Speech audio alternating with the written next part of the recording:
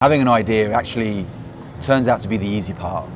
Turning that idea into a concept and that concept into a value proposition, that's where the real work starts. And having had this idea about what we thought the future of mobile wallets looked like, we very quickly went about trying to find customers who would validate our thinking.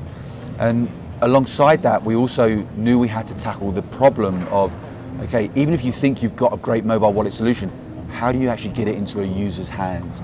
And so for us, what was very natural was to think that a closed campus environment was probably the closest thing you got to creating this sense of ubiquity. Creating the need that, given the choice between using the one wallet that's in your pocket today and the one wallet that could be on the phone in the future, that you would think mobile first.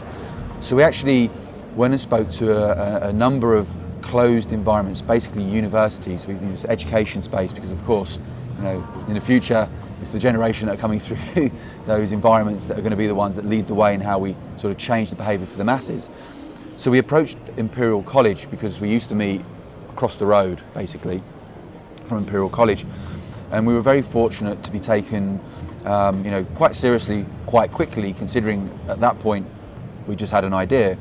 And what we learned was that, when you sort of tone down our sort of astronomical thinking about how we change the world with what we're trying to do, and really centered it onto the problem that the Imperial College was facing, we realized very quickly that actually we just needed to focus our thinking on how we eliminated cash in these closed environments. It's been a long-term problem, and cash actually is the center of the cost, the loss, the friction in these environments. And at the time, Imperial College were transacting, 92% of their transactions were cash-based transactions versus only 8% being card.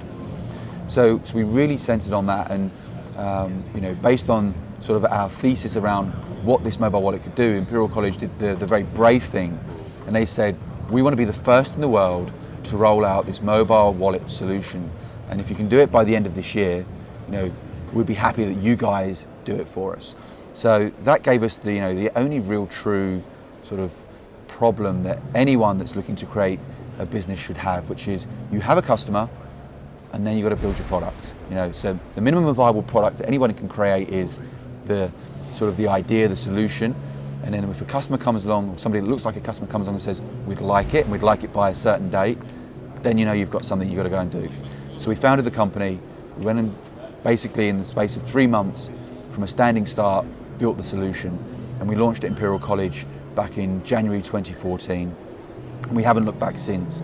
We're now currently representing about 40% share of checkout, which means 4 in 10 people, when they're paying at the point of sale at Imperial College, they're using YoYo. And again, a part of that journey, we also obviously need to make sure we were able to actually fund the business, and we were very fortunate to have an investor believe in the story very early, which was actually Imperial Innovations. So it's an AIM-listed fund. They're one of the most active venture capitalists in Europe, and they, from the word go, basically created the platform for us to have the funding to go and then execute against the problem that we had given ourselves. Our ambition is that everybody in the world within the next 20 years will be using their mobile wallet instead of their physical wallet. We believe we've created the technology that will enable that world to be a reality. Our ambition is to become the next Visa, the next MasterCard.